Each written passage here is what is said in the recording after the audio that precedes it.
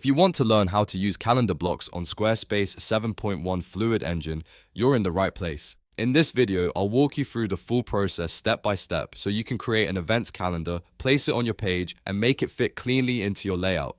This is perfect if you're building a business site, a portfolio, a booking page, or any website where you want visitors to see upcoming events in a simple, organized way. And if this tutorial helps you, make sure to hit the like button and subscribe for more Squarespace tutorials just like this one. Alright, let's get into it.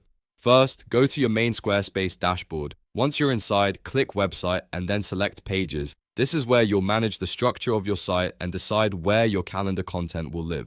Now look for the plus icon next to main navigation or not linked. Depending on where you want the calendar page to appear, click that plus icon to add a new page. From the menu that appears, select Events. Squarespace will then show you a few layout options, so choose a starting template that works best for your site. This gives you a base to build from without having to set everything up manually. Once your events page is created, click Add Event to make your first entry. Here, you'll want to give the event a clear title, because this is what visitors will see first. You can continue adding more event items the same way, depending on how many dates, launches, appointments, or announcements you want to display. After you've created your event content, it's time to place the calendar on the page where you want it to appear. Navigate to that page and click Edit in the top left corner. This opens the Fluid Engine editor where you can build and arrange your layout visually. Inside the section grid, click Add Block in the top left corner. A list of block options will appear, and from there, select Calendar. Once the calendar block is added, you'll see it appear inside your layout.